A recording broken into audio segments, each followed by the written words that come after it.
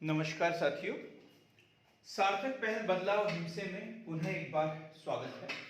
और आज हम लेके आए हैं एनईपी, नेशनल एजुकेशन पॉलिसी, नई राष्ट्रीय शिक्षा नीति। मित्रों, इससे पहले पढ़ चुके हैं कि भारत में सबसे पहले राष्ट्रीय शिक्षा नीति जो बनी थी वो 1968, उसके बाद में 1986 की जो शिक्षा नीति थी उसमें 1992 में संशोधन हुआ और नई शिक्षा नीति अब जो आई है वो आई है 2020 में। तो हम इसे तीसरी राष्ट्रीय शिक्षा नीति बोल सकते हैं, जो कि बड़े लंबे समय के बाद 1986 के बाद 2020 में आई है। लगभग 34 वर्षों के लंबे समयांतराल के बाद नई राष्ट्रीय शिक्षा नीति। पहले जब भी हम किसी भारत में बेरोजगारी की समस्या के ऊपर निबंध लिखते थे तो उसमें दोष दिया जाता था भारतीय शिक्षा पद्धति पर।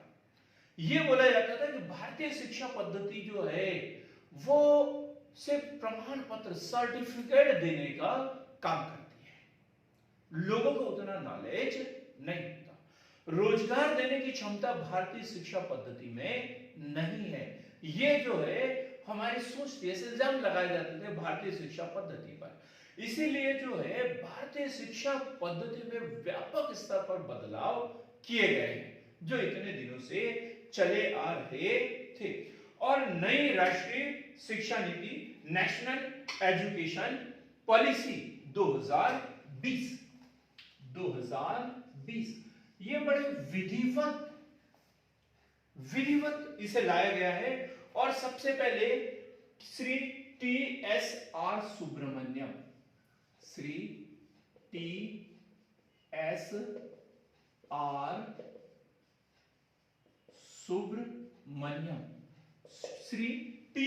सुब्रमण्यम की अध्यक्षता में 2016 में एक नई शिक्षा नीति विकास कार्यक्रम समिति का गठन किया गया था। तो क्या श्री टी.आर.एस. सुब्रमण्यम 2016 में नई शिक्षा नीति के विकास के लिए एक रिपोर्ट प्रस्तुत की थी और उन्होंने ये बोला था कि समानता, गुणवत्ता, वहनीयता और उत्तरदायित्व जैसे विषयों को भारतीय शिक्षा पद्धति में शामिल करना चाहिए। उनको से समानता, गुणवत्ता, वहनीयता और उत्तरदायित्व जैसे विषयों पर भारतीय शिक्षा पद्धति में विशेष ध्यान देना चाहिए। और इसी के लिए इसरो के पूर्व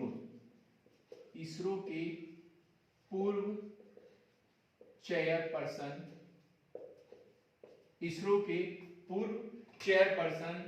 के कस्तूरी रंगन की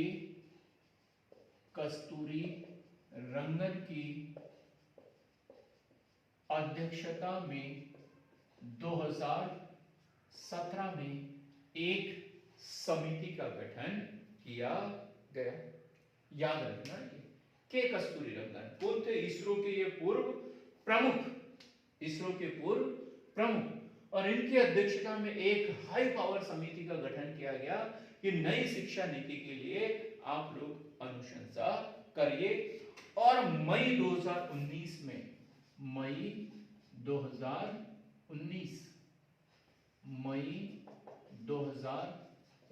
में इस समिति की रिपोर्ट प्रस्तुत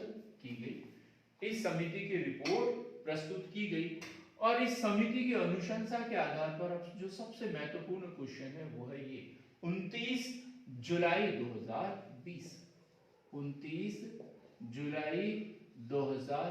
2020 को नई शिक्षा नीति लागू की गई। ये याद रखना है, कब लागू की गई? 29 जुलाई 2020 को। चूंकि शिक्षा जो है संवर्ध सूची का विषय है, केंद्र सरकार भी कानून बना सकती है, राज्य सरकार भी कानून बना सकती है, तो राज्यों ने अलग अलग समय पर इसे लागू किया। तो सर्वप्रथम कर्नाटक कर्नाटक में, और उसके बाद में मध्य प्रदेश में इस शिक्षा नीति को लागू किया गया। सर्वप्रथम कर्नाटक में और उसके बाद में मध्य प्रदेश में इस शिक्षा नीति को लागू किया गया। अब उद्देश्य यदि देखें तो बड़े व्यापक उद्देश्यों के साथ में इस नई शिक्षा नीति को की शुरुआत की गई थी, लेकिन 2030 तक सकल नामांकन अनुपात 100% करना। टारगेट कब तक का है? 2030 तक सकल नामांकन अनुपात 100% करना था। MHRD क्या है? केंद्रीय मानव संसाधन विकास मंत्रालय, इसका नाम बदल दिया गया नई शिक्षा नीति में। पहले 1980 से पहले इसे शिक्षा मंत्रालय ही कहा जाता था, लेकिन 1980 में उसका नाम बदलकर क्या कर दिया? मानव संसाधन विकास मंत्रालय, MHRD ये कर दिया था। तो अब जो है इसका नाम बदलकर फिर से शिक्षा मंत्रालय, एजुकेशन मिनिस्ट्री कर दिया गया है। एजुकेशन मिनिस्ट्री कर दिया गया। फिर से इसका जो नाम है मानव संसाधन विकास मंत्रालय के स्थान पर शिक्षा मंत्रालय कर दिया गया है।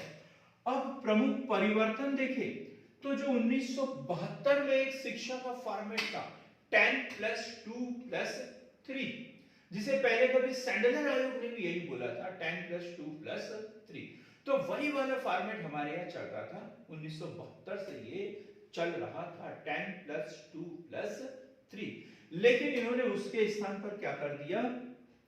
प्रारंभिक शिक्षा के लिए 5+3+3+4 का सिस्टम। 5+3+4 तो ये जो पहला जो है, अब इसको अलग अलग हम देखेंगे। 5 क्या है, 3 क्या है, 3 क्या है और 4 क्या है। तो 5 जिसे हम कहेंगे फाउंडेशन स्टेज,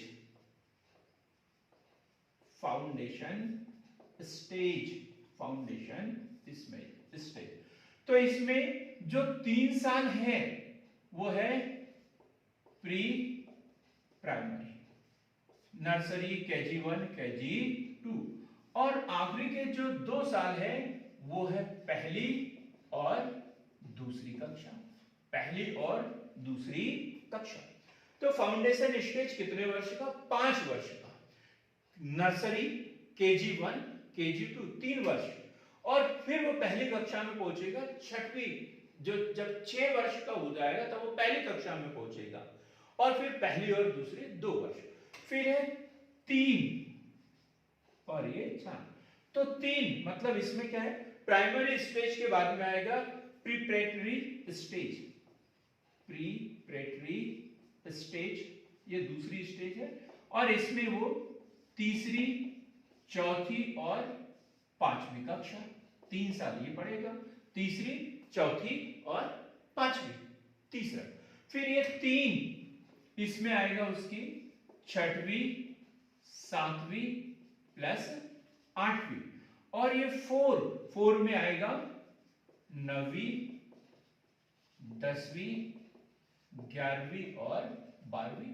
तो इस तरीके से ये जो फॉर्मेट था 10+2+3, मतलब 10वीं तक शिक्षा, उसके बाद 2 वर्ष का हायर सेकेंडरी और फिर 3 वर्ष का ग्रेजुएशन, वो समाप्त करके इस तरीके से 5+3+3+4 का सिस्टम लागू किया गया है। यहाँ तक बात समझ में आ गई हो तो हम आगे बढ़ते हैं। तो प्रारंभिक शिक्षा के लिए ये प्रावधान उन्होंने किए गए थे। यदि हम और देखें तो ये भी बोला पाठ्यक्रम का बोझ कम करने की बात की उन्होंने।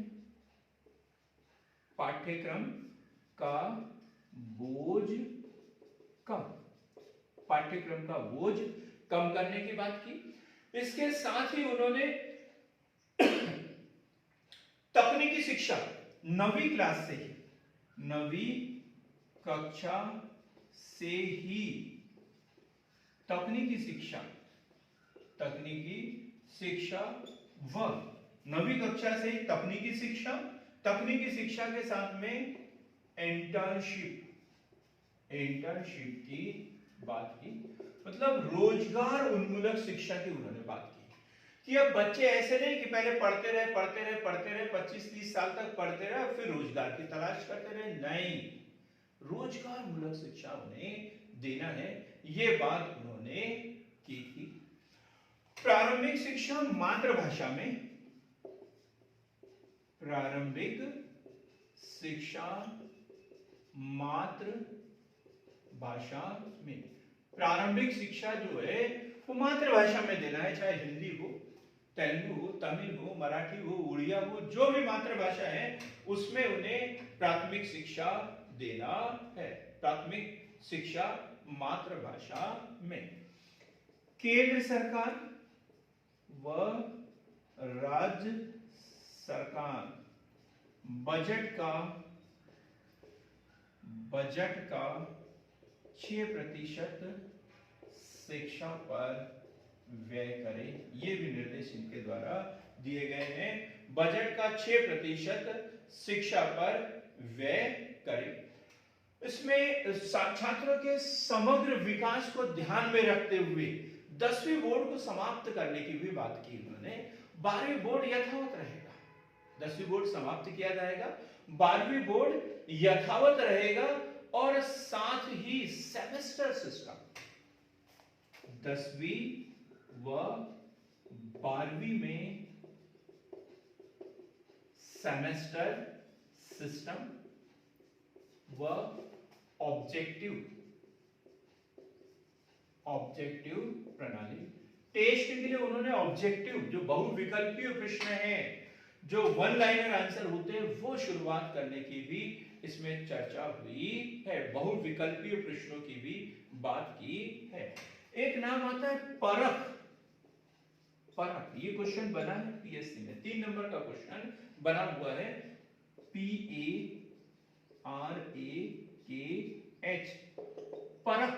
परख जो है ये काय के लिए है? मूल्यांकन के लिए, मानक निर्धारण करने के लिए, जो छात्र छात्राएं हैं उनका मूल्यांकन करने के लिए परख प्रणाली की बात उन्होंने की है। राष्ट्रीय आकलन केंद्र, ये एक शब्द आता है, राष्ट्रीय आकलन केंद्र, छात्रों की प्रगति के मूल्यांकन के लिए, उनके मानक निर्धारण के लिए राष्ट्रीय आकलन केंद्र की बात की और परख की भी बात उन्होंने की है। साथ ही इन्होंने ये भी बोला है 2030 तक 2030 के लिए हमने एक उद्देश्य निर्धारित किया, सकल नामांकन अनुपात 100% होना चाहिए, सकल नामांकन अनुपात 100% होना चाहिए। लेकिन एक और टारगेट दिया है, जो शिक्षक होंगे उनके लिए न्यूनतम योग्यता भी निर्धारित की है, 4 वर्षीय एकीकृत बीएड। 2030 तक शिक्षकों के लिए 4 वर्षीय एकीकृत बीएड ये अनिवार्य कर दिया है। तो शिक्षकों के लिए क्या, 4 वर्षीय एकीकृत बीएड की डिग्री होना अनिवार्य है। उच्च शिक्षा में भी बहुत परिवर्तन इसमें देखने को मिलता है, तो वहां पर भी ग्रेडिंग सिस्टम की बात की है, ग्रेडिंग सिस्टम, नंबर की जगह ग्रेडिंग सिस्टम की उन्होंने बात की है। सकल नामांकन अनुपात, उच्च शिक्षा की बात कर रहे हैं, सकल नामांकन अनुपात जो है वो भी बढ़ाने का टारगेट रखा है, कम से कम 50%, कितना, 50%। उच्च शिक्षा में जो है सकल नामांकन अनुपात, क्या बच्चे जो एडमिशन तो लेते हैं, कुछ बच्चे पहली, दूसरी, तीसरी, चौथी, 5वीं, 6वीं, 8वीं तक तो कंटिन्यू पढ़ते हैं क्योंकि निःशुल्क में अनिवार्य शिक्षा की बात की है, और 9वीं क्लास से बच्चे जो है स्कूल से बाहर होना शुरू हो जाते हैं। ठीक, तो ये शिक्षा के लिए तो हमने निर्धारित कर दिया 2030 तक सकल नामांकन अनुपात 100% होना है, लेकिन यदि नामांकन हो गया तो उच्च शिक्षा तक भी तो पहुंचना चाहिए, तो कम से कम 50% बच्चे जो है उनका उच्च शिक्षा के लिए नामांकन होना चाहिए, ये भी बात उन्होंने की थी। कॉलेजों के लिए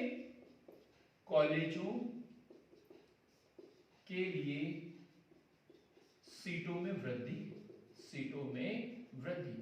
कई छात्र छात्राएं ऐसे होते हैं जो कॉलेज में एडमिशन नहीं ले पाते हैं, तो नई शिक्षा नीति में जो है कॉलेजों की सीटों में वृद्धि की बात की है, नए कॉलेजों की स्थापना की भी बात की गई है। अब इसमें क्या है, जैसे कॉलेज पहले 3 वर्ष का होता था, जैसे ग्रेजुएशन स्नातक जो है वो पहले कितने वर्ष का होता था, 3 वर्ष का, तो अब कितने वर्ष का कर दिया है, 4 वर्ष का कर दिया है। इतना का स्नातक कितने वर्ष का, 4 वर्ष का। पहले क्या होता था, बीए कर रहा है, बीकॉम कर रहा है, बीएससी कर रहा है, तो यदि फर्स्ट ईयर और सेकंड ईयर कर लिया और फाइनल नहीं कर पाया तो वो शून्य हो जाता था। लेकिन अब ऐसा नहीं है, यदि फर्स्ट ईयर पास कर लिया तो आपको सर्टिफिकेट मिल जाएगा, सर्टिफिकेट, फर्स्ट ईयर पास कर लिया तो सर्टिफिकेट, 2 वर्ष यदि पास किए, फर्स्ट ईयर सेकंड ईयर दोनों कर लिया तो डिप्लोमा, 3 वर्ष यदि कंप्लीट कर लिए तो फिर डिग्री, और 4 वर्ष यदि कर लिया तो शोध के साथ डिग्री, तो स्नातक 4 वर्ष का हो गया। अब फिर इसके बाद में एमए या स्नातकोत्तर, अब स्नातकोत्तर में 2 वर्ष पहले थे, अब 2 वर्ष भी हो सकता है, 1 वर्ष भी।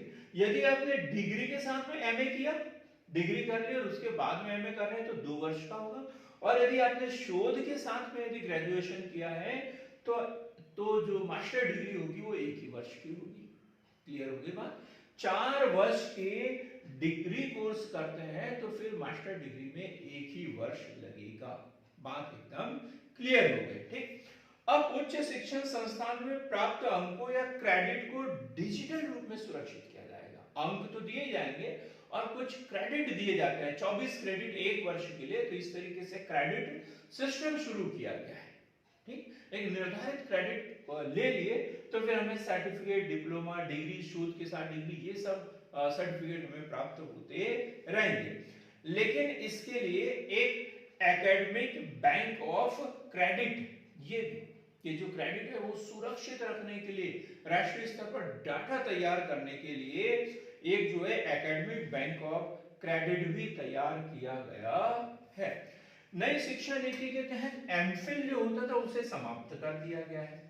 एमफिल समाप्त, एमफिल जो है उसे समाप्त कर दिया गया है, एमफिल को समाप्त कर दिया गया है।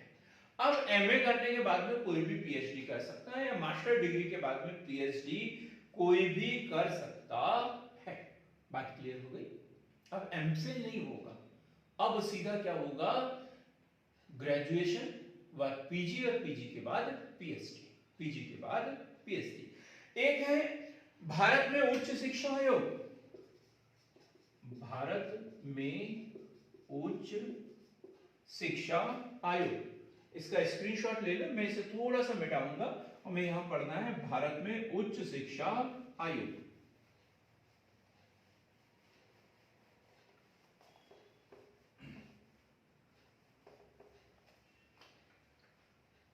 भारत में उच्च शिक्षा आयोग, भारत में उच्च शिक्षा आयोग, HECI, higher education commission in India, higher education commission of India. तो ये जो है सारी उच्च शिक्षा को के स्तर को निर्धारित करने का ये काम करेगा, और इसकी फिर इसके अंतर्गत अलग अलग पार्टीशन किया हुआ, अलग अलग शाखाएं इसकी है। तो पहला है NHERC, NHERC,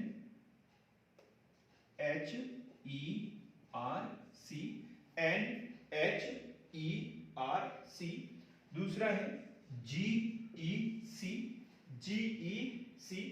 एक है NAC, NAC। तो NHERC national higher education regulatory council,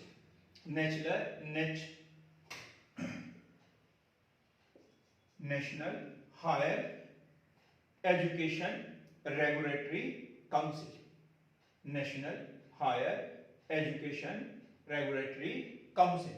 तो इसका उद्देश्य क्या है? राष्ट्रीय उच्चतर शिक्षा नियामकीय परिषद। फिर है GEC, general education council, general